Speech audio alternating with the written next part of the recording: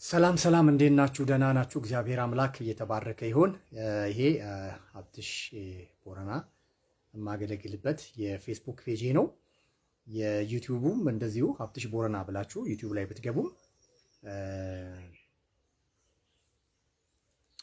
ታገኙኛላችሁ። አዲስ የዩቲዩብ ቻናል ስለሆነ ማበረታታት፣ ድጋፍ ማድረግ፣ በርታ ቀጥል፣ አብረን እናገልግል ማለት ትልቅ ነገር ስለሆነ ሀብትሽ ቦረናን የዩቲዩቡንም ገብታችሁ ሰብስክራይብ አድርጉ። ይሄንንም ደግሞ ሀብትሽ ደነቀ የሚለው ቀጥተኛ ስሜ ማለት ነው ፎሎ በማድረግ መለቃቸውን ቪዲዮዎች፣ መልእክቶች እንዳያመልጣችሁ ይረዳችኋል። እንግዲህ ይሄኛው ፓርት 2 ነው። ፓርት 1ን ያላያችሁ ሰዎች ገብታችሁ ፓርት 1ን ይዩ። አጠቃላይ የነቢያትን አመጣጥ በብሉይ ኪዳንና በአዲስ ኪዳን ለማየት እና ለመዳሰስ ሞክሬያለሁ። ከመጽሐፍ ቅዱስ ወይም ከአምስቱ የአዲስ ኪዳን ቢሮዎች ወይም ደግሞ ኦፊስ ከብሉይ ኪዳን ወደ አዲስ ኪዳን ከተሸጋገሩት ውስጥ ሁለት ብቻ ነው የምናየው። የኤፌሶን ምዕራፍ 4 ቁጥር 11 እና 12 ላይ እንዳያችሁት ክርስቶስ ኢየሱስ ከሞት ከተነሳ በኋላ ምርኮን ማርኮ ለቤተ ክርስቲያን ስጦታን እንደሰጠ ይናገራል። ከሰጣቸው ስጦታዎች ውስጥ ደግሞ አምስቱ ወንጌላዊ፣ አስተማሪ፣ መጋቢ፣ ሐዋርያና ነቢያት እንደሆኑ ይናገራል። ኦኬ፣ እነዚህ አገልግሎቶች ጌታ ኢየሱስ እስኪመጣበት ድረስ ወይም ቤተ ክርስቲያን እስክትነጠቅ ድረስ አገልግሎቱ ይቀጥላል። ይሄን ወደድክም ጠላህም የእግዚአብሔር ቃል በግልጽ የተቀመጠው ስለሆነ ክርክርም ጭቅጭቅም አያስፈልግም። አንዳንድ ሰዎች የሆነ ድርቅና የሆነ መጥፎ መንፈስ ያለባቸው ሰዎች አሉ። ከነሱ ጋራ መከራከር፣ መጨቃጨቅ ያንተን ጸጋ ማስጣል ነው። ግልጽ ነው አይደለ? ውስጥህን ያደርቁታል፣ እንዳትጸልይ ቅንነትን ያበላሹብሃል። ገብቶሃል አይደለም? ስለዚህ ያቸው ቼክ አድርጋቸው። ድርቅና ያለባቸው ግግም ያሉ ከሆኑ ከነሱ ጋር ህብረት ማድረግ የማያስፈልግም፣ መለያየት ነው። እሱ ነው መፍትሄው። ስለዚህ ከብሉይ ኪዳን ከነዚህ አምስቱ ኦፊስ ውስጥ ሁለቱን የእረኝነትና የነቢያትን አገልግሎት እናያለን። በመጽሐፍ በአዲስ ኪዳን ወንጌላዊ ያለ፣ በብሉይ ኪዳን የለም። ብዙም አይታወቁም እንጂ መምህራን ግልጽ ባልሆነ መንገድ አሉ። በብሉይ ኪዳን ግን በእረኝነትና በነብይነት ያለውን ያክል ግን የሉ። ሐዋርያዊነትም በአዲስ ኪዳን ያየ ነው። ወንጌላዊነትንም በአዲስ ኪዳን ያየ ነው። ሙሉ በሙሉ መናገር ብደፍርበት ጥሩ ነው። አስተማሪነትም በአዲስ ኪዳን ነው ያየ ነው። በብሉይ ኪዳን ግን ቃል በቃል የሚናገረው እረኞችንና ነቢያትን ነው። ከእረኞችን በላይ ደግሞ አዲስ ኪዳን ነው ብሉይ ኪዳን የሚታወቀው በነቢያት አገልግሎት ነው። የነቢያት አገልግሎት መመዘኛዎች ባለፈውም ተናግሬያለሁ። እንደ ኤጲስቆጶስ ሽማግሌ፣ እንደ ዲያቆናት መመዘኛ ኳሊፊኬሽን ሪኳየርመንት አልተቀመጠላቸውም። በአጠቃላይ ግን ከብሉይ ኪዳን ተያይዞ የመጣ ስለሆነ ከብሉይ ኪዳን ጋር ማነጻጸር ግን ያስፈልጋል። ግልጽ ነው አይደለም? መነሻ ብሉይ ኪዳንን ስላደረገ፣ ጥላን ብሉይ ኪዳንን ስላደረገ፣ አገልግሎታቸው፣ ፍሬያቸው፣ መገለጫቸውን ስላሳየን በብሉይ ኪዳን ያንን ነገር በተወሰነ መልኩ አምጥቶ በአዲስ ኪዳን ጋራ ማነጻጸር ያስፈልጋል። ለምሳሌ በብሉይ ኪዳን ነቢያት የእግዚአብሔር አፍ ናቸው ይላል። በአዲስ ኪዳን ግን የእግዚአብሔር አፍ አይደለም። የእግዚአብሔር አፍ መጽሐፍ ቅዱስ ነው። በአዲስ ኪዳን አለቅ። ኢየሱስ ክርስቶስ ደጋግሞ ነቢያት የእግዚአብሔር አፍ ናቸው ብሎ አይደለም ያስተማረው። ከስራችኋል፣ በዚህ ምታስፈራሩ፣ ምታስቦኩ፣ በዚህ ዘራፍ ምትሉ ህዝብ ምናምን እንዲከተላችሁ ምናምን አትቀልድ። ኢየሱስ ደጋግሞ በአራቱ ወንጌላት ውስጥ ያስተማረው ይሄን ቃሌን ሰምቶ ስለሚናገረው፣ ስለሚያወራው፣ ስለሚያስተምረው ቃሉ እንጂ ስለ ነቢያት አልነበር የሚያስተማር። የነቢያት የእግዚአብሔር አፍ አሁንም የሚገርም እኮ ነው። ሌባን እንዳትለው ያስፈራራሃል። ሴሰኛን እንዳትለው ያስፈራራል። በተለይ ፈሪ ጴንጤዎች አሉ። ይሄ ከቤተሰብ ከምናምን ይሄ ውርስ ይዘውት የመጡት የጴንጤ ሃይማኖት አለ። እነሱ ይንቀጠቀጣሉ። ላያቸው ላይ ሽንቱን ቢሸናባቸው፣ አጠገባቸው ላይ ሚስቱን ቢደፍር እንኳን ከእግዚአብሔር ተልኮ ነው የተቀባ ነውና እኔ በሱ ላይ እጁን አላነሳም የሚሉ የጴንጤ ማህበረሰብን አፍርተናል። አሁን ላይ ቤተክርስቲያን ውስጥ አንሳሳትም የሚሉ አንድ ጥቅስ በስርዓት መስበክ የማይችሉ አንድ እግዚአብሔርን ቃል ፈተው ለህዝብ ማስተማር የማይችሉ የሚያስፈራሩ ሰዎች አሉ። ኢየሱስ ክርስቶስ ግን በደንብ ስሙኝ፣ ይሄንን ኢየሱስ ክርስቶስ ትኩረት ሰጥቶ አስምሮበት አድምቶ ሲናገር የነበረው ምንድን ነው ካልከኝ፣ ሰዎች የእግዚአብሔርን ቃል ሰምተው እንዲታዘዙ ነው። አለቀ። በሰውና በእግዚአብሔር መካከል ያለው ግንኙነት መልካም እንዲሆን ያማረ እንዲሆን ኢየሱስ ክርስቶስ አጥብቆ ያስተማረው አጥብቆ የመከረው ነገር ምንድን ነው ካላችሁኝ፣ ሰው የእግዚአብሔርን ቃል ሰምቶ እንዲታዘዝ፣ ሰው በእግዚአብሔር ቃል ላይ እምነት እንዲኖረው ብቻና ብቻ ነው። ስለዚህ የብሉይ ኪዳን ነቢያቶች የእግዚአብሔር አፍ ናቸው በሚል ይፈሩ ነበር፣ ይደመጡ ነበር፣ ደግሞ ትክክልም ነበሩ። ይሄ ማለት ግን አይመዘኑ ማለት አይደለም። ሲዋሽ ካገኘኸው ዋሽቷልና በድንጋይ ወግረህ ግደለውም የሚላል። በዛ ቢሆን ኖሮ እነዚህ ኢትዮጵያ ውስጥ ያለ አጭቤ ነቢያት አንዳቸውም በሕይወት አይኖሩም ነበር። አንዳቸውም አናያቸውም ነበር። እነሱም ይህንን ታይትል ለመቀበል አይደለም እነዚህ የግሎቹ በትልልቆቹ ወንጌላውያን አብያተ ክርስቲያናት ውስጥ እንኳን ነቢያት ተብለው ኦርዴንድ የተደረጉት አይደፍሩም ነበር። እኔ በአንድ ትልቅ የወንጌላውያን አብያተ ክርስቲያናት ውስጥ የሚያገለግል በነቢይነት የሚያገለግል ሰው ከምላሴ ላይ ጸጉር ይብቀል ብሎ ሲናገር ሰምቻለሁ። የሚምሉ የሚገዘቱ የዘመናችን ነቢያት ደግሞ ውሸቱስ ሐዋሳ ምድር ላይ ነው። ደግሞ ውሸቱስ ኮንፈረንስ ተጠርቶ መጥቶ ማለት ነው። ወንድ ልጅ ነው እኔ መውለድ የምፈልገው፣ ዶክተር ግን ምንድን ነው በሲኖግራፊ ነው በምናምን አይቼ ምንድን ነው አለ ያረገዝሽው እንትን ማለት በሕክምና መሳሪያ ታይቶ ሴት ነው ተብላለች። እሷ ግን የምትፈልገው ወንድ ነው። እና ይሄ ምላሴ ላይ ጸጉር ይብቀል ያለው አንድ ትልቅ የወንጌላውያን ቸርች ውስጥ ያለ ነቢይ ምንድን ያለው? ጾታ ቀይር ያለው ነው ያለው። ይሄ ጾታ ተቀይሮ ካልተወለደ ምላሴ ላይ ጸጉር ይብቀል። እና በነባር ቸርቾች ውስጥም የተሾሙ ነቢያቶች እልም ያለ ስህተት ይሳሳታሉ፣ እልም ያለ ውሸት ይዋሻሉ፣ ያስገድዷቸዋል ሁሉ በግድ ያልኩትን ተቀበል ከእግዚአብሔር ነው የሰማሁት ብለው ማለት ነው። ስለዚህ በአዲስ ኪዳን ውስጥ እንደዛ የሚባል ጫወታ እንደዛ የሚባል ቀልድ የለም። በአዲስ ኪዳን ውስጥ ኢየሱስ ክርስቶስ ሙሉ በሙሉ ለምዕመኑ ለተከታዮቹ ያስተማረው የመከረው ነገር ምንድን ነው ካላችሁኝ፣ ተከታዮቹ አማኞቹ ቤተ ክርስቲያን ራሷ በእግዚአብሔር ቃል መሰረት ላይ የታነጸች እንድትሆን ነው። ከዚህ አንጻር የመጽሐፍ ቅዱስ ነቢያት መመዘኛዎችን አራቱን ብቻ ነው ማሳያችሁ። ከዚህ አንጻር ከዚህ በኋላ የምትሾሟቸውንም አገልጋዮች ከዚህ በፊትም የተሾሙ አገልጋዮች በዚህ በምነግራችሁ የእግዚአብሔር ቃል መሰረት አትሊስት መንደርደሪያ ይሆናችኋል። በጣም እንደምትፈሩ አውቃለሁ። እኔ ጠንቋይ እንደዚህ አትፈሩም፣ ደጋሚ ሟርተኛ እንደዚህ አትፈሩም። እኔ ነቢያት ያልሆኑትን ነቢያት አደላችሁም ብሎ መናገር፣ ሐዋርያት ያልሆኑትን አገልጋዮች ሐዋርያት አደላችሁም ብሎ መናገር፣ ፓስተር ያልሆኑትን ፓስተር ብሎ መናገር እኔ ከየት ያመጣችሁት የፍርሃት መንፈስ እንደሆነ አላውቅም። እግዚአብሔር ግን እኔ በማውቀው በቃሉ ላይ የፍርሃትን መንፈስ አልሰጠን። ይገሰጻሉ፣ ይወቀሳሉ። በተሾሙበት ሹመት ላይ ያንን የሚመጥን ስብዕና፣ አገልግሎት፣ ስነ ምግባር፣ ማንነት ከሌላቸው ደግሞ ይቀመጣሉ። የእግዚአብሔር ቤት የጡረታ ቤት አይደለም። አንድ ጊዜ ፓስተር ተብልሃልና እድሜ ልክ ግን ፓስተር የሚል ታይትል ተሸክመ ትበላበታለህ የሚል አልተጻፈም። ከመጀመሪያውኑ የተበላሹ ነገሮች እንዳሉ እናውቃለን። ሹመቶች ላይ ግን መታረም የለባቸው ማለት አይደለም። አንደኛውና ዋነኛው የመጽሐፍ ቅዱስ ነቢያት መመዘኛዎች አንደኛው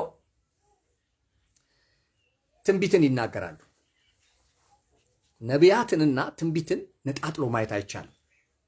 ፕሪዲክት ያደርጋሉ፣ ፎርካስት ያደርጋሉ። ግልጽ ነው አይደለ? ከግለሰብ አንስቶ ይህን በጣም ብዙ ጊዜ ስናገረው፣ ሳስተምረው፣ ስከራከረው ስለነበርኩኝ እስቲ አሁን ያላችሁ ሰዎች ደግሞ ምናልባት እውቀቱ ከሌላችሁ ስለጠየቃችሁኝ ልናገረው። ከግለሰብ አንስቶ እስከ ሀገራት ድረስ፣ ከግለሰብ አንስቶ እስከ ታላላቅ መሪዎች ድረስ ትንቢት የመናገር መብት አይደለም፣ ግዴታ አለባቸው ነቢያቶች። ይሄ በ6 ወር አንድ ቀን በ5 ወር በ4 ወር አንድ ቀን የሚነገረውን ትንቢትማ እሱን ዘማሪዎችም ይተነብያሉ። ነጋዴ አገልጋዮችም፣ መንግስት ሰራተኛ አገልጋዮችም። ግልጽ ነው አይደለም? መዘምራኑ ሙዚቃ መሳሪያ ተጫወቱ የክርስቶስ መንፈስ የትንቢት መንፈስ ስለሆነ እግዚአብሔር ስለሆነ ጉዳይ ይናገራቸዋል። ያንን ይናገራሉ። እነዚህ ሰዎች ግን ነቢያት ወይም ትንቢት ተናጋሪ ናቸው ማለት አይደለም። ሁለተኛው ይሄ እንዳያሳስታችሁ በአንደኛ ቆሮንቶስ ምዕራፍ 11 ላይ ስለ እንትን የተናገረው ቃል አለ። 11 12 ላይ ስለ ጸጋ ስጦታዎች፣ በእነዛ ጸጋ ስጦታዎች ውስጥ አንዱ የትንቢት የጸጋ ስጦታ ነው። በቃ የእግዚአብሔር መንፈስ ስለ ግለሰቦችም ይሁን ስለ ቡድኖችም ይሁን ስለ ከተማ ስለ ሀገርም ይሁን ብቻ የትንቢት ጸጋን የሰጣቸው ሰዎች ተለይተው ይታወቃሉ። ማስረጃ ካላችሁኝ ሐዋርያ ሥራ ወደ ምዕራፍ 21 አካባቢ ካልተሳሳትኩ አሁንም የወንጌላዊ ፊልጶስ ልጆች ድንግል ናቸው ይልና አራቱም ደግሞ ትንቢት ተናጋሪ ናቸው ይላል። ይታወቃሉ። ልክ አሁን ተስፋዬ ገቢሶ ይታወቃል፣ ዘማሪ ነው። ታምራት ኃይሌ ይታወቃል፣ ከፓስተርነታቸው በላይ ዘማሪነታቸው ይታወቃል። ደረጀ ከበደ እንደ ዛሬ አድርገውና ይታወቃል ዘማሪነታቸው። እና አውታሩ ስትል ዘማሪ ነው። ዳንኤል አምደ ሚካኤል ስትል ዘማሪ፣ ሊሊ ዘማሪ፣ ቤቲ ዘማሪ ናት። እንትና ይታወቃሉ ዘማሪዎች። ገብቷቸው አይደለም? ይታወቃሉ። አሁን ዶክተር ማሙሻ ብለህ በዘማሪነት አይደለም የምታውቀው። ዶክተር ማሙሻ ብለህ በምን በሰባኪነትና በአስተማሪነት ነው የምታውቀው። ከምታውቁት ነገር ልነሳቤ ነው። ጋሽ ጻድቁ አብዶ ብዬ ብለህ በዘማሪነት አይደለም የምታውቀው። በምንነት በሰባኪነትና በአስተማሪነት በቃ እንዲህ የምታውቃቸው ሙዚቃ መሳሪያ ተጫዋቾችን ታውቃቸዋለህ። ልክ እንደዚሁ ትንቢት ተናጋሪዎችም በቤተ ክርስቲያን ውስጥ ይታወቃሉ። እገሌ እኮ ትንቢት ተናጋሪ ነው። ይሄ ለምን ልትፈሩ ልደነግጡ እኮ አይገባም። ይሄ አንዳንዶቻችሁን የሚያስተነፍስ እውቀት ነው። ስርዓት የሚያስይዝ ወረታች ውርድ አድርጎ ትሁት የሚያደርግ ትምህርት ነው። ይሄን የምናገረው ትምህርት ትንቢት ተናጋሪ ከሆንክ ትታወቃለህ። እገሌ ትንቢት ተናጋሪ ነው። ባለመገለጥ ከሆንክ ባለመገለጥነት ትታወቃለህ። በቃ ኩላሊት ስራው ይታወቃል። ጉበት ስራው ይታወቃል። ጥርስ፣ ጆሮ፣ አፍንጫ ስራቸው ተለይቶ ይታወቃል። እኔ እያልኩ ያለሁት ግን ነብይነት ደረጃው ከዚህ ከፍ ይላል ነው። የነብይነት ደረጃው ልኬቱ ትንቢት ከመናገር በ6 ወር በ3 ወር ወይም ደግሞ በ4 ወር በ5 ወር በክርስቶስ መንፈስ ከመናገር ያልፋል። ነብይነት ኦፊስ ነው እያልኩ ነው። ኦፊስ ነው። እንደ የትኛው ካልከኝ እንደ ወንጌላዊ ኦፊስ ነው። ሰዎች ናቸው። ነቢያት ሰዎች ናቸው። ጸጋ አይደለም። ነብይነት ጸጋ አይደለም። አገልግሎት ነው። ኦፊስ ነው። ስብዕና ነው። ማንነት ነው። ልክ ተስፋዬ ጋቢሶ ዘማሪ ነው ስለ ተስፋዬ ጋቢሶ ነው የሚመጣል። ማሙሻ ሰባኪ አስተማሪ ስለ ማሙሻ ነው የሚመጣል አይደለ? ሙዚቃ መሳሪያ ተጫዋች ስለ ሙዚቃው አይደለም የሚመጣል፣ ሰውየው ነው። ሙዚቃ መሳሪያ ተጫዋቹ ነው የሚመጣል። the same thing ነብይነት ስለ ነብዩ ሰውየው ነው የሚመጣል። በዚህ ማምታታትም ማጭበርበርም አትችሉም። አዎ ኢትዮጵያ ውስጥ ትራዲሽናል የሆነ ኦርዲኔሽን አለ። ትራዲሽናል የሆነ ሹመት አለ ኢትዮጵያ ውስጥ። የሆነ ሰው ትንቢት ሲናገር ካየኸው ነብይ ብሎ የመሾም አባዜ፣ የሆነ ሰው አጋንንት ሲያወጣ ካየ ነብይ። ኢትዮጵያ ውስጥ ደግሞ ሁሉንም አይነት ብታገለግል ነብይ የሚል እንትን ነው፣ ሲኖትራክ ነው የሚያሸክሙ። ይሄ ትራዲሽናል ኦርዲኔሽን ይባላል። ባህላዊ ነው። ባህላዊ ምግብ፣ ባህላዊ አለባበስ፣ ባህላዊ አከባበር ልክ እንደሚባለው ሁሉ ባህላዊ አሿሿም ነው ይሄ። ለዚህ እኮ ነው አሁን የኢትዮጵያ ቤተክርስቲያን መላቀጧ አይጠፋባት። ማን ማንን ይሰማል? ማን ማንን ይመክራል? ማን ለማን ምሳሌ ይሆናል? ኬኦስ በኬኦስ ቀውሱ ልነግራችሁ አልችልም። አንዳንድ ሰዎች ጠለቅ ብላችሁ ወደዚህ ውስጥ ገብታችሁ ማታውቁ ሰዎች እድለኞች ናቸው። እንደኛ አይነት ደግሞ አለ ባህር ውስጥ ገብቶ ውቅያኖስ ውስጥ ገብቶ የሚዋኛል። ልውጣ እንኳን አብትሽ ቦረናውን ልውጣ ብል መውጣት አልችልም። ትናንት ተናግሬዋለሁ። ቤት ልግባ ብዬ ብል መውጫ የለውም የገባሁበት። ያለኝ አማራጭ ምንድን ነው? ከመጣሁበት ጊዜ ይልቅ የቀረኝ ጊዜ አጭር ስለሆነ ወደፊት መግፋት ብቻ ነው። ምንም ስልታዊ ማፈግፈግ የሚባል ነገር በእኔ መስመር ላይ በእኔ ትራክ ላይ አይሰራም። ልተወው ብል ላቁም ብል አይሆንም። በቃ በጣም ረጅም ጉዞ ተጉዤ መጥቻለሁ። እግዚአብሔር ይመስገን ጌታ ረድቶኝ አሁን የቀረኝ ጥቂት ዓመታቶች ናቸው። ኦኬ። ስለዚህ ወደፊት መሄድ ነው እንጂ ወደ ኋላ መመለስ እኔ ላይ አያምርም።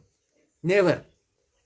ስለዚህ ምንድን ነው እያልኩ ያለሁት? የመጽሐፍ ቅዱስ ነቢያት መመዘኛዎቻቸው ትንቢት መናገርን፣ መልእክት ማምጣትን ስራቸው ነው፣ አገልግሎታቸው ነው። አለቀ። በግለሰብ ጉዳይ፣ በቤተሰብ ጉዳይ፣ በማህበረሰብ በሀገር ጉዳይ ላይ ውዝግብ አያስፈልግም። ለዚህ ነው እግዚአብሔር እንደነዚህ አይነት ነቢያቶችን እስኪያስነሳልን ድረስ በትዕግስት መጠበቅ ነው እንጂ ከመንደር ከሰፈር እየሰበሰብክ እያመጣ ናፍቆትን የምትወጣበት አይደለም። ይሄ ኦፊስ አይደለም። ገብታችሁ እዩ። ፕሮፌት የሚለውን ጎግል ላይ ገብታችሁ እንደው ምናልባት ከዳኛችሁ ጎግል ፕሪዲክት ያረጋል፣ ፎርካስት ያረጋል ነው የሚለው። እንዴ መሬት ተንቀጠቀጠ ሲባል ሻንጣን ይዘ ወርደ ላሽ የምትል ነብይ፣ የሆነ ነገር ከተከሰተ በኋላ ወይኔ የምትል ነብይ እንዴ ሂድና ህፃናትን አታል፣ ህፃናትን አጭበርብሩ፣ ህፃናትን ሸውዱ ሂዱና። ይሄ የሚሆን አይደለም። ስለዚህ እግዚአብሔር አምላክ ነብይ አድርጎ የሚያስነሳችሁ ሰዎች ከግለሰብ አንስቶ ማትታወቅ ኮንክ ነብይ አይደለም። ትንቢት መናገር ነብይነት አይደለም። ሰፈር ውስጥ ልትናገር ትችላለህ። እሱ ትንቢት ተናጋሪ ነህ። የሆነ መልእክት አምጥተህ ሊሆን ይችላል። ነብይነት እነግርሃለሁ። 4 መመዘኛዎችን ስታሟላ ነው ነብይ የሚለውን ቢሮ የምትመጥ ነው።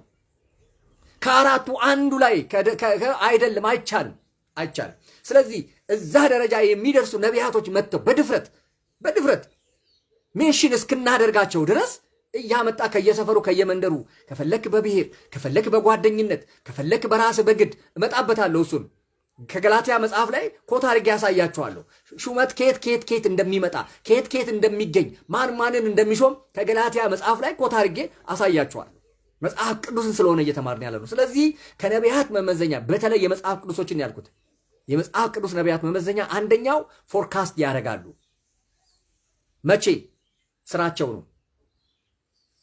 ለነማን? ከግለሰብ አንስቶ እስከ መንግስታት ድረስ ሳይፈራ ሳይደነግጥ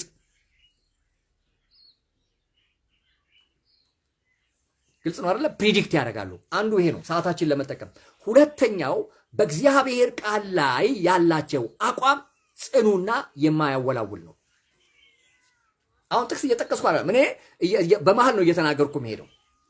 የብሉይ ኪዳን ነቢያቶች በሙሉ ሰባኪዎችና አስተማሪዎች ናቸው። እግዚአብሔር ስሙ የተባረከ ይሁን። ከሾላ ለቃሚነት እስከ ቤተ መንግስት እስከ ፓላስ ድረስ የነበሩ። በነገራችን ላይ የነቢያት አይነቶች አሉ። በዚህ አጋጣሚ ትንሽ ጣል አድርጌላችሁ ልለፍ። የነቢያት አይነት ታይፕ አለ። ከታይፖቹ ውስጥ አንደኛው ፓላስ ፕሮፌት የሚባሉት ናቸው። የቤተ መንግስት ነቢያት የሚባሉ አሉ።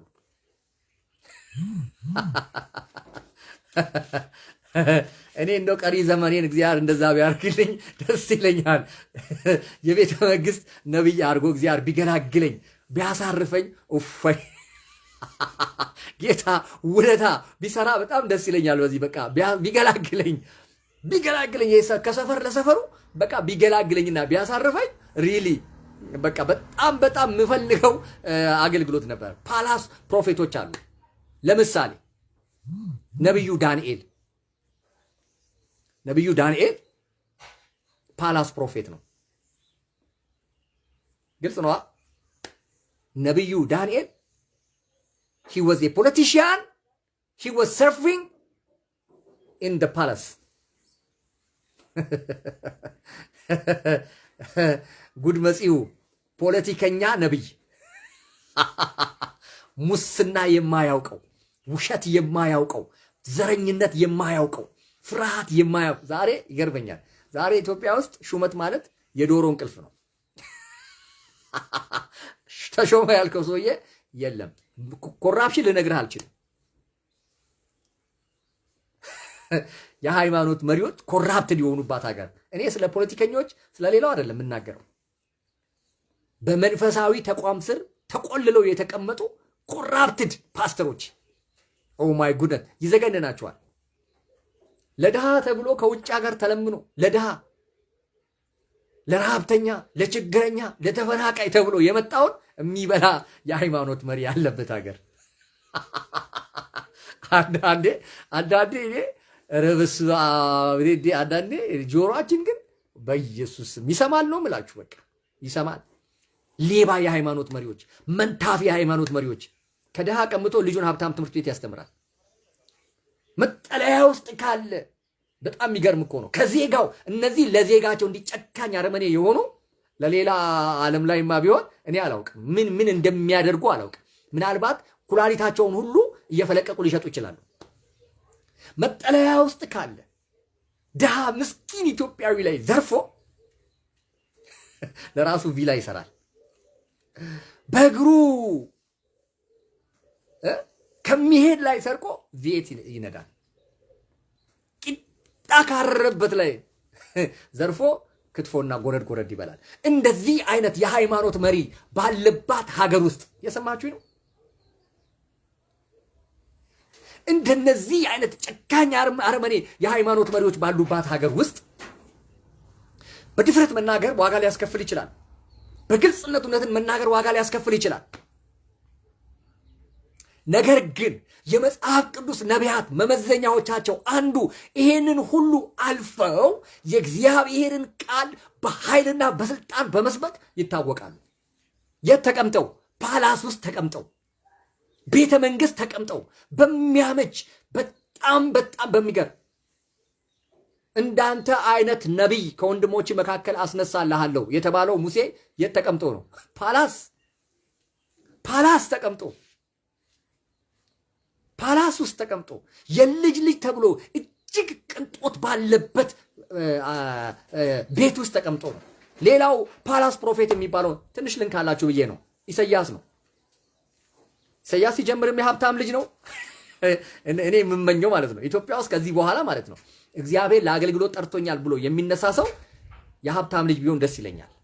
ወይም ደግሞ ጥሩ ኑሮ ሲኖር የነበረ ሰው፣ ጥሩ ኑሮ በቃ መኪና መንዳት ብርቁ ያልሆነ፣ ቪላ ቤት መኖር ብርቁ ያልሆነ፣ አውሮፓ አሜሪካ ብርቁ ያልሆነ፣ ቆንጆ ሚስት አግብቶ ልጆች መውለድ ብርቁ ያልሆነን ሰው በእውነት እግዚአብሔር አምላክ እንደነዚህ አይነት አገልጋዮችን ለወንጌል ይጥራ። ትገላገላላችሁ፣ ታርፋላችሁ። ዛሬ እኮ ለቁራጭ ሳንቲ አበል ለማሰራት ለቁራጭ ሳንቲ የሆነ ጥቅም ለማግኘት አቤት አቤት አቤት አቤት አቤት አቤት አቤት። ይሄንን ኮፒ ሊንክ ሼር ካላረጋችሁ እኔ መቼም በሽተኞች ናችሁ ማለት ነው። ይሄንን የምለቃቸውን ቪዲዮ ሼር፣ ምክንያቱም ለውጥ እንዲመጣ ከፈለግ በቃ የሆነ ነገር መሰራት አለበት።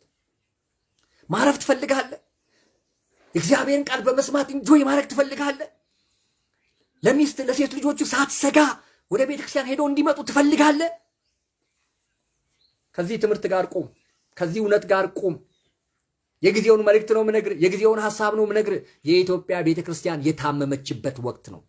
ኃይለኛ ህመም፣ ኃይለኛ ስቃይ፣ ግራ መጋባት ውስጥ ያለችበት ወቅት ነው። ለዚህ ነው እኔ ላይ ቀስት የሚበዛው፣ ስድብ ዛቻ የሚበዛው፣ ምናምን የሚበዛው ለዚህ ነው። ማን ያውቃል እግዚአብሔር ለዚህ ጊዜ ተጠቅሞብኝ ቢሆን፣ ማን ያውቃል እግዚአብሔር ለዚህ ጊዜ ጠርቶኝ ቢሆን ኖሮ፣ ማን ያውቃል። ፓላስ ፕሮፌቶችን አይተናል። ሌላው ፓላስ ፕሮፌት ነብዩ አብድዩ ነው። በአክዓብ ዘመን በቤተ መንግስት ውስጥ ተቀምጦ፣ በፓላስ ውስጥ ተቀምጦ ከግድያ የተረፉ ከኤልዛቤል ግድያ ከኤልዛቤል ጭፍጨፋ የተረፉትን ይመግብ ነበር።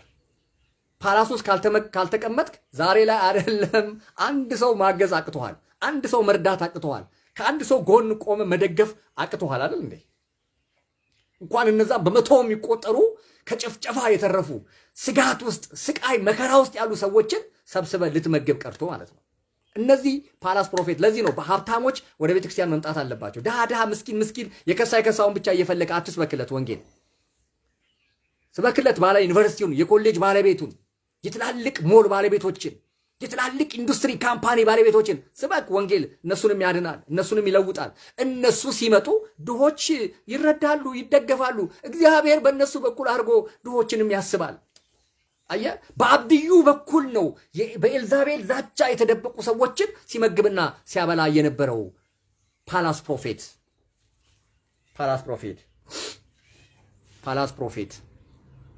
ሌሎቹ ደግሞ የነቢያት አይነቶች የህዝብ ነቢያት የሚባሉ አሉ። የህዝብ ነቢያት። ኤርሚያስ የህዝብ ነቢያት ነው። ከህዝብ ጋር ውሎ አዳሩ ከህዝብ ጋር የህዝብ ነቢያት። ሕዝቅኤል ከስደት በፊት ከስደት በኋላ፣ ከግዞት በፊት ከግዞት በኋላ የህዝብ ነቢያቶች ናቸው። ኦኬ የዚህን ያክል ካልኩ ሌሎቹን ልተዋቸው አይደለም? ልተዋቸው። እነ ሆሴን ልተው አይደል? እነ ዕንባቆምን ልተው። የተለያየ ካታጎሪ ነው ያላቸው። እነ ዕንባቆም የተለያየ ካታጎሪ፣ እነ ሆሴ የተለያየ ካታጎሪ ነው ያላቸው። እንደ ፓላስ ፕሮፌት፣ እንደ ፐብሊክ ፕሮፌት ምናምን የተለያዩ ናቸው። ግን ሰባኪዎች ናቸው። ግን አስተማሪዎች ናቸው። አያችሁ፣ የእግዚአብሔር ቃል ሲጣስ፣ የእግዚአብሔር ቃል ሲተላለፉ ከግለሰብ አንስቶ እስከ ነገስታት ድረስ ወጥተው ይቆጡ ነበረ። ይሰብካሉ፣ ያስተምራሉ። የእግዚአብሔር ቃል ክብሩን ሲያጣ፣ ቦታውን ሲስት፣ ሲናቅ፣ የእግዚአብሔር ቃል ሲተው፣ ሲረሳ ወጥተው ዘራፍ የሚሉ ናቸው። ዛሬ እኮ ህልም የሚበልጥባቸው ነቢያት፣ ትንቢት የሚበልጥባቸው ነቢያት፣ ቁሳቁስ ሽያጭ የሚበልጥባቸው ነቢያት፣ እግዚአብሔር እነሱም የእግዚአብሔርን ቃል አያውቁ፣ የሰበሰቡትም እግዚአብሔር ቃል አያውቅ። ጭራሽ ምን የሚሉ ናቸው? እንደወረደ። እኔ እስራኤል ደንሳ እንደዛ ሲል ሰምቼዋለሁ። እንደወረደ ምን ማለት ነው? ስም ልጥራል፣ ስልክ ቁጥር ልጥራል፣ እግዚአብሔር ቃል እንዲህ ይላል ብዬ ከምሰብክ ገብቶሃል አይደለም? ያኛውን እንትን ቢሄድልሽ እንደወረደ ብዙ ለማስተካከል ሞክረናል። እንደምታውቁት ወደ እግዚአብሔር ቃል ለመመለስ፣ ወደ እግዚአብሔር ቃል ለማስገባት፣ ሼፕ ለማድረግ ሞክረናል። እነሱ ዓላማቸው ሌላ ስለሆነ ግን ተለያይተናል ማለት ነው። ታውቃላችሁ። ስለዚህ የብሉይ ኪዳን ነቢያት ብቻ ሳይሆኑ የመጽሐፍ ቅዱስ ነቢያቶች ትንቢትን ከመናገር፣ የሚመጣውን ነገር ከመናገር፣ ምን ሊሆን እንዳለ ከመናገር በመቀጠል የሚያደርጉት ነገር ምንድን ነው? የእግዚአብሔርን ቃል በስልጣን በኃይል የመስበክ፣ ለእግዚአብሔር ቃል ተቆርቋሪ ተሟጋች የመሆን ነገር ታዩባቸዋላችሁ። እነዚህ አይነት መመዘኛዎች ካያችሁ እነዛ ሰዎች ላይ ትኩረት አድርጉ፣ ተከታተሏቸው፣ ጸልዩላቸው፣ አቅርቧቸው። ካለ ኢትዮጵያ ውስጥ ግን ወፍ የለም። አም ሶሪ በጉልበት የተሾሙ፣ በብሔር የተሾሙ፣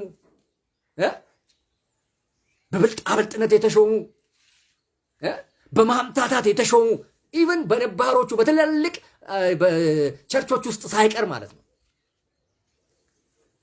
ሶስተኛው የመጽሐፍ ቅዱስ ነቢያት መመዘኛው ሶስተኛው ለድሆች፣ ለችግረኞች በእግዚአብሔር ቦታ ቢሃፍ ኦፍ ጋድ ምትክ በመሆን የሚከራከሩ፣ የሚሟገቱ፣ የሚታገሉ ናቸው።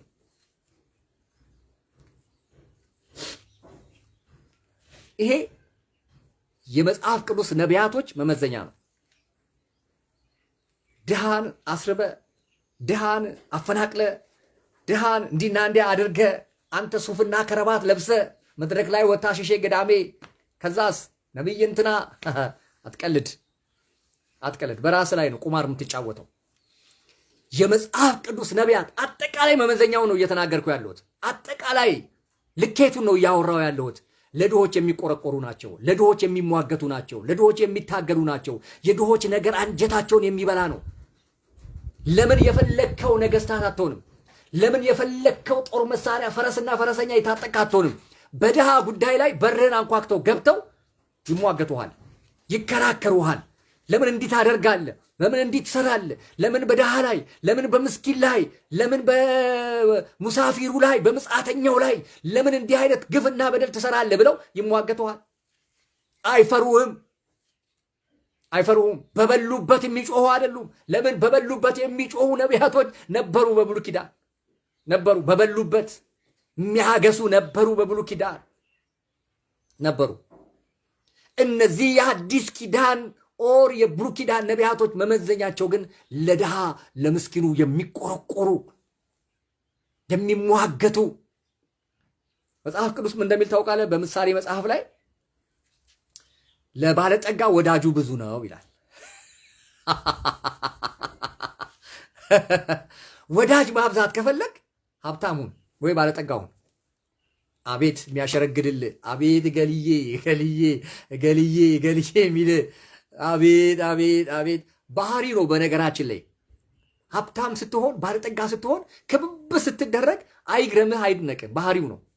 አንዳንድ በሽታዎች ባህሪያቸው ነው ይሏችሁ የጤና ባለሙያዎች። አረ ዶክተር እንዲያረገኝ፣ አረ ዶክተር እንዲሰራኝ ስትሉ አሁን አንዲት ነፍሰ ጡር መታ እዚህ ጋር ወጋኝ፣ እዚህ ጋር ፈለጠኝ፣ እዚህ ጋር ቆረጠኝ ብትል ባህሪው ነው ትባላለች። አረ ምግብ ዘጋኝ፣ አቅለሸለሸኝ፣ ባህሪው ነው ባህሪው ነው ትባላላችሁ። ግልጽ ነው አይደለም? ለባለ ጠጋ ሰዎች ቢከቡ እገልዬ እገልዬ ቢሉ ባህሪው ነው። እንቅልፋተ ብታደር ባህሪው ነው። ስትቃዥ ስትባንን ብታደር ባህሪው ነው። እስኪ ባለጠጋና ሀብታም ሰውን ሁሉ ትጠራጠራለህ።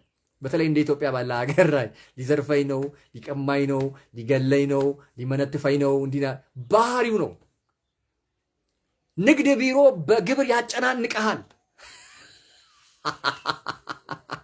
አምጣ ይህን ያክል ግብር፣ ክፈል ይህን ያክል ግብር፣ ትፋይነ ትባላለህ።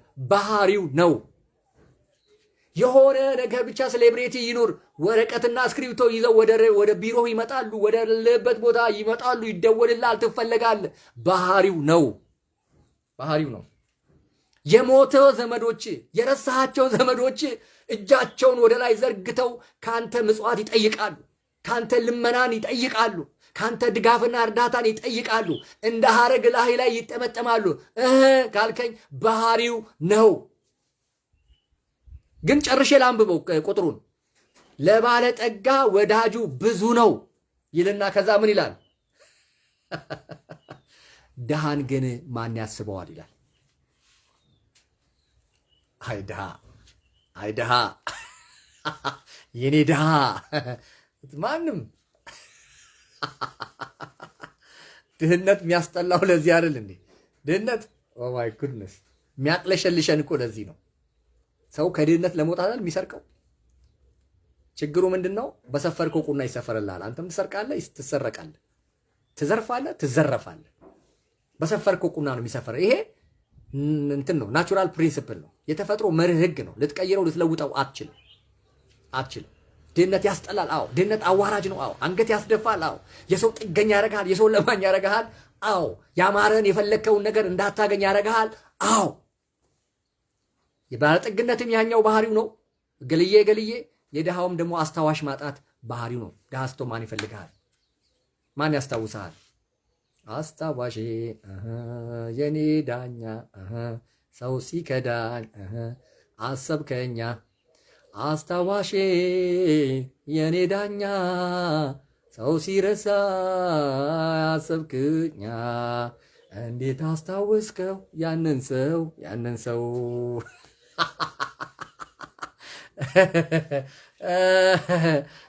እግዚአብሔር ያስብ። ድሆች እግዚአብሔር ያስባችሁ፣ እግዚአብሔር ያስባችሁ ድሆች። ለባለጠጋ ወዳጁ ብዙ ነው፣ ድሃን ግን ማን ያስበዋል ይላል። ይህን የሚናገረው ማን ነው? ጠቢቡ ሰለሞን፣ ንጉሱ ሰለሞን፣ ታዋቂውና ዝነኛው ሰለሞን። አይቷላ ሶልዬ ሶልዬ ሶልዬ ማኛው ሶልዬ ሶልዬ ሃኒ ሃኒ ሃኒ ያ ሁሉ 700 ሴት ሃኒ ሃኒ ሃኒ የሚለው ወዶ መሰለ። ድሃ ቢሆን 700 ሴት ቁራጭ ሴት አትመጣም። ድሃ ቢሆን ድሃ ምስኪን መናጢ ቢሆን አባቴ አሁን አይታችኋል አይደል? ምን አለው ሽምግልና ስትልኩ ምን አለው ምን አለው ምን አላት እኮ አይደለም። እሷ ምን አላት አይደለም፣ እሱ ነው ምን አለው ይባላል። እጅ ከምን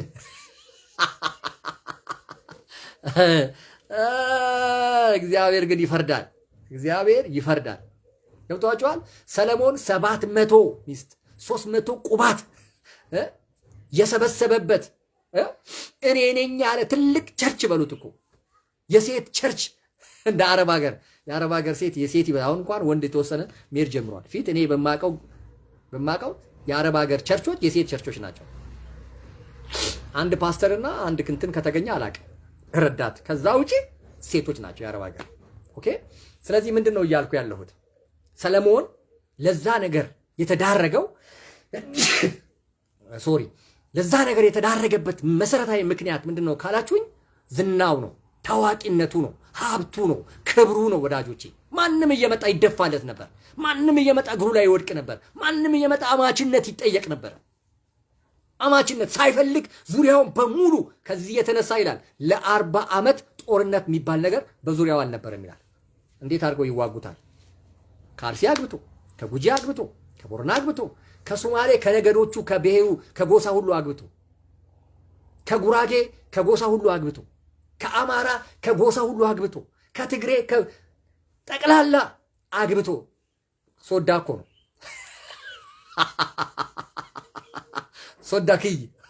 ሶዳክይ ስለሚሉት ማን ነው የሚዋጋው ከሱ ጋር?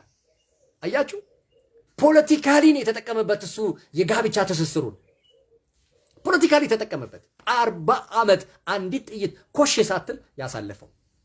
ስለዚህ የመጽሐፍ ቅዱስ ነቢያቶች መመዘኛቸው ለድሃ፣ ለምስኪን፣ ላጣ፣ ለነጣ፣ ፈላጊ፣ አሳቢ ለሌለው ተሟጋች፣ ተቆርቋሪ። ትዝ ይላችኋል እነ ጳውሎስ ለአገልግሎት ሲወጡ የድሆችን ነገር ቸል እንዳንል አሳሰበችን። አቦ ምን አይነት ቤተክርስቲያን ናት ያቺ ቤተክርስቲያን! ፕሮፌቲክ የሆነ ቸርች ነች ያቺ ቸርች። እነ ጳውሎስን ያሰማራቸዋ ቸርች ወይ የአንጾኪያ ቸርች ናት ወይ የገላሽያን የኢየሩሳሌም ቸርች ነች።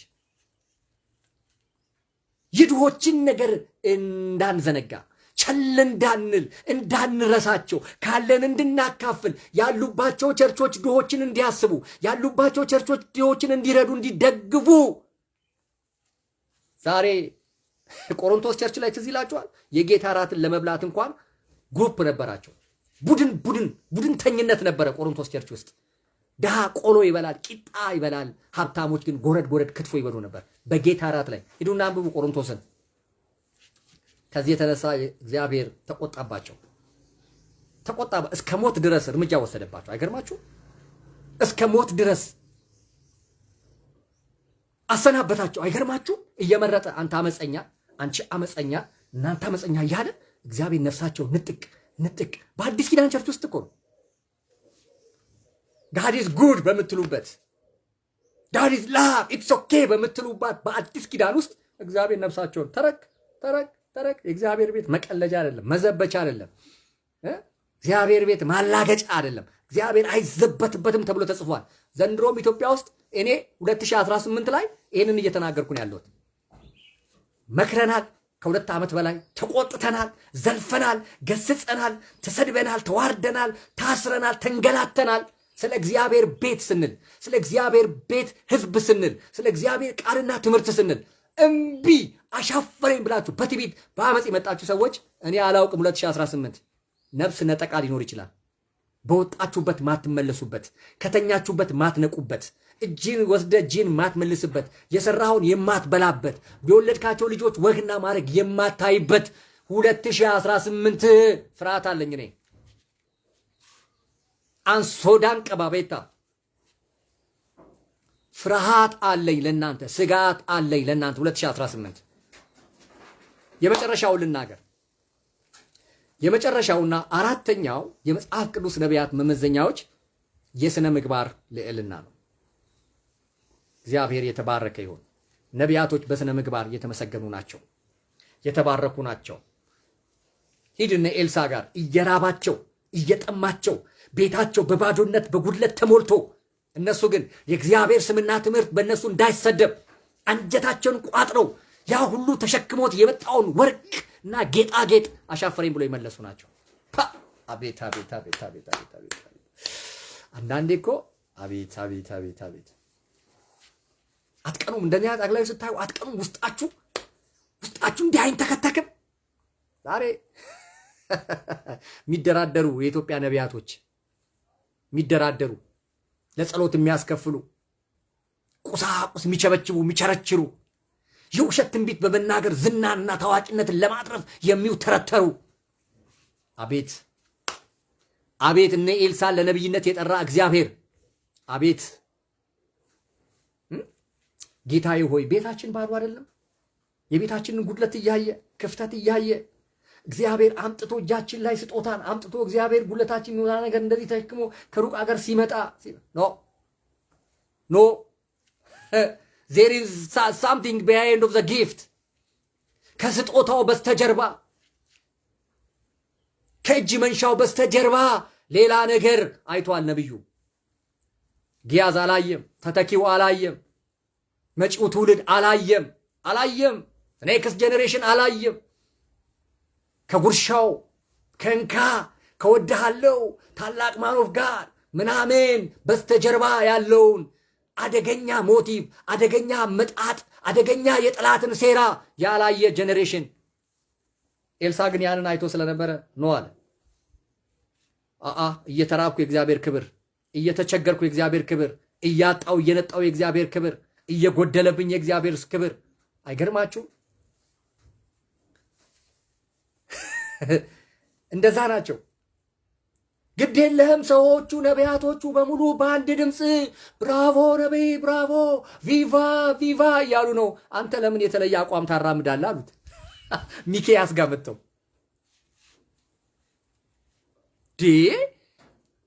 ኢሪግ ቀውጢ እኮ ነው አሉ። ቀውጢ እኮ አድርገውታል። ጨብጨባው፣ ሽብሸባው፣ እልልታው ዋው ሲሉት ቺ ነገር ትቅርብኛለህ ትለፈኛለህ።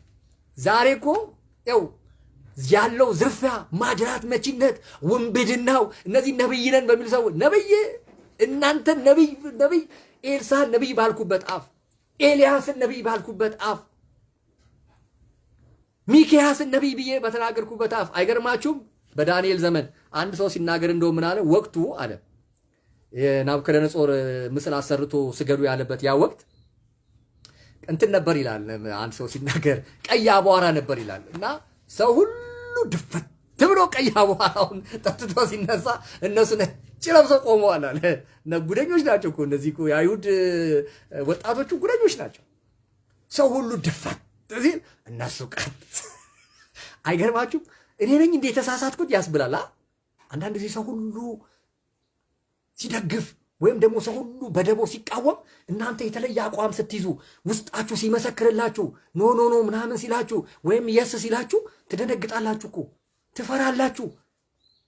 ሰውም ይላችኋል አንተ ከማን ትበልጣለህ? አንተ ማን ስለሆንክ ነው? አቤት አቤት አቤት አቤት አቤት! የድንጋይ ናዳ የበትር የሚያርፍባችሁ ጉድ እኮ አለ። አንተ ማን ስለሆንክ ነው? አንቺ ማን ስለሆንሽ ነው? አረብ ሀገር ላይ እንደዚህ ሰርተሽ የማዳም ኩሽና እንትን አጥበሽ ድስት ሊያርፍልሽ ነው አይሏቸዋል። አቤት ሆላ ሆላ ሆላ ሆላ ሆላ ሆላ ሆላ ስፒሪት ሆሊ ስፒሪት ሆሊ ስፒሪት ሆሊ ስፒሪት ትዝ ይላችኋል። ሌላኛው ነቢይ ደግሞ ሳሙኤል የእግዚአብሔር ቤት በኤሊ ልጆች ሲረክስ ዝሙተኞች፣ ወንበዴ፣ ማጅራት መቺዎች፣ አባታቸው ቄስ፣ አባቱ ዳኛ፣ ልጁ ቀማኛ። በነገራችን ላይ ሳሙኤል የራሱ ልጆች እንኳን ኮራፕትን ነበሩ። ህዝቡን ሰበሰበና ዳይ በኔ ላይ እንትን ውጧል፣ ግምገማ ኢቫሉዌሽን ያስፈልጋል፣ ቆሮኖ ያስፈልጋል፣ ኑ ውጧልና ህዝቡን ተናገሩ ሲላቸው አንተን ለመናገር አይደለም ቀና ብለን ለማየት አትመጥነንም። አንተ ጀግና ሰው ነህ፣ አንተ ዩ አር ወንደርፉል። ልጆች ጋር ግን ችግር አለ። ልጆች ጋር ችግር አለ። የሥነ ምግባር ችግር አለ። የህይወት ችግር አለ። የለውጥ ችግር አለ። የእድገት ችግር አለ ልጆች ጋር። አንተማ ቅበረና ነብይ እኮ ነው ሳሙኤል። አያችሁ፣ ነቢያቶች በሥነ ምግባር የተመሰገኑ ናቸው። በሥነ ምግባር የተባረኩ ናቸው። የትም ቦታ ቢሄዱ በኮንፊደንስ ይቆማሉ፣ ያገለግላሉ፣ ይናገራሉ። እስከ ሞት ድረስ ቢወርዱ የአገልግሎት ንጽህናቸውን እንደጠበቁ ነው። ድካም፣ ጉድለት ይኖራል እያልኩ ያለሁት የእግዚአብሔርን ስራ ግን የሚያደናቅፍ የእግዚአብሔርን ስራ ግን የሚያበላሽ ትውልዱ ላይ ኔጌቲቭ ነገር የሚያስቀምጥ ነገር ግን አይታይባቸውም። ነቢያቶች ላይ ጥንቁቆች ናቸው፣ የተመሰገኑ ናቸው፣ የተባረኩ ናቸው። እነዚህ ሴት ጭን ውስጥ ብሎ የሚያድር ቀምቶ የሚበላ የሰው ገንዘብ የሚክድ የሰው ንብረት የሚክድ ለትዳሩ ክብር የሌለው ለሚያገለግለው ህዝብ ክብር የሌለው እግዚአብሔርን ማይፈራ ነጋዴ፣ ወንበዴ፣ ታዋቂ ለመሆን ግሩፕ ጋንግስተር አደራጅቶ በውሸት ቴሌቪዥንና ቪዲዮ ላይ የሚወጣ እንዴ! እነዚህ የመጽሐፍ ቅዱስ ነቢያት አይደሉም። የመጨረሻው ልናገርና ልጨርስ። በገላትያ መጽሐፍ ምዕራፍ 1 ከቁጥር 1 እስከ 3 እና 4 ላይ የተጻፈችዋን ነገር ለእናንተ የመጨረሻ ልናገርና ልውጣ። ሹመት ከሶስት መንገድ ወይም ከሶስት አቅጣጫ ይመጣል። አንደኛ ከእግዚአብሔር። ገላትያን ምዕራፍ 1 ነው የምናገረው። ሐዋርያ ጳውሎስ ነው ይሄንን የሚናገረው። ከእግዚአብሔር ሹመት። አሁን አንተን ማን ነው ሐዋርያ አድርጎ የሾመ ስትሏቸው እግዚአብሔር ይላል። እግዚአብሔር ስራ ፈትና ስራጥ መሰብሰቢያ መሰለ እንደ እግዚአብሔር አስቀምጬልሃለሁ 4 መመዘኛ። ሜድን እግዚአብሔር አለ። በእግዚአብሔር ፈቃድ ለአገልግሎት የተጠራ፣ ለአገልግሎት የተመረጠ፣ ለአገልግሎት ኮሚሽን የተደረገ አለ። አንዱ እሱ ነው። ሁለተኛው በሰው ማለት በቤተ ክርስቲያን የሚሾሙ አሉ። በደንብ ለዩልኝ። ብልጣብልጥ ስለሆነ ሳይጠራ የተጠራ መስሎ ወይም ደግሞ በቡድን በኮሚቴ በብሔር በዘር በሆነ ነገር ብቻ በሰዎች የተጠራል። ፓስተራችን ነው፣ ቄሳችን ነው፣ ነብያችን ነው፣ እንትናችን ነው። ነገ የአይን መውጊያ ይሆንልሃል። እሱ እደግ ያልኩት ተጠርቷል ያልኩት እንደ እሾክ ነው የሚሆንልህ፣ የአይን መውጊያ ነው የሚሆንልህ። ነገ ያስለቅስሃል። ተደላለ ከምትኖርበት ቤተክርስቲያን ያፈናቅልሃል። ነገ ቡድን አደራጅቶብህ እግዚአብሔር ያልጠራውን ጠርተህ ያመጣኸው አንተ ነህ። እግዚአብሔር ለአገልግሎት ያልፈለገውን ፈልገህ ያመጣኸው አንተ ነህ። ዋጋ ትከፍልበታለህ እያልኩ ነው። ምን አልኩኝ? አንድ በእግዚአብሔር ፈቃድ ለአገልግሎት የተጠራ ጥቅስ አስቀምጫለሁ፣ ገላትያ ምዕራፍ 1። ሁለተኛ በሰዎች የተጠራ፣ ሰዎች የጠሩት። ዛሬም እያየን እኮ ነው። አቤት ዛሬም እየመጡ ነው። አቤት ቀጣይ ዘመንም በጣም ከባድ ቻሌንጅ፣ ከባድ ፈተና፣ ተግዳሮት እንደሚጠብቀን አውቃለሁ። እኔም ጌታን እርዳኝ እያልኩ ነው።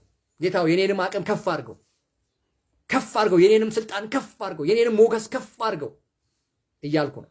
ምክንያቱም እግዚአብሔር ለጦርነት ከሆነ የጠራኝ፣ ለመጋደል ከሆነ የጠራኝ አቅም ያስፈልገኛል፣ ጸጋ ያስፈልገኛል፣ ብርታት ያስፈልገኛል። እኔም ማን ሞኛለ ዝም ብሎ የሚያይ። ሶስተኛውና የመጨረሻው የጥሪ ወይም የአገልግሎት ምንጮች በራሱ ነው። እዛ እኔ አይደለሁም ያልኩት፣ መጽሐፍ ቅዱስ ነው ያለው። በእግዚአብሔር ፈቃድ የተጠራ አለ፣ በሰዎች የተጠራ አለ፣ በራሱ ደግሞ የተጠራ አለ። ነቢይ በግዱ፣ ሐዋርያው በግዱ፣ ፓስተር በግዱ፣ ራሳቸውን በራሳቸው የሾሙ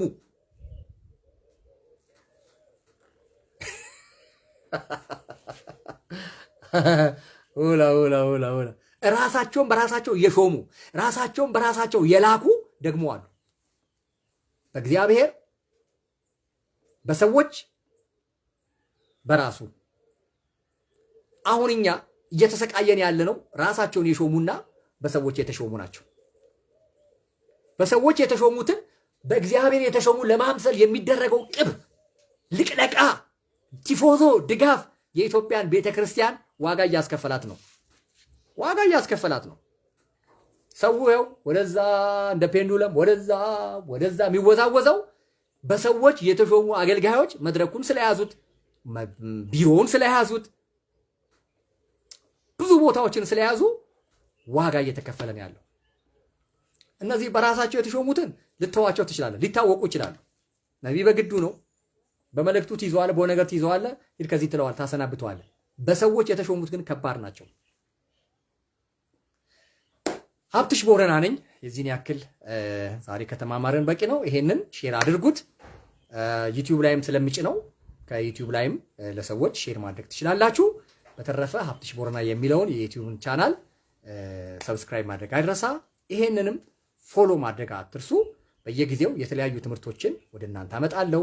የተለያዩ ጥያቄዎች የሚደርሱኝን ጥያቄዎች በማጥናት የእግዚአብሔርን ቃል ጊዜ በመውሰድ ደግሞ እዚህ ላይ መጥቼ ማብራራበት የምተነትንበትም ነገር ይኖረናል።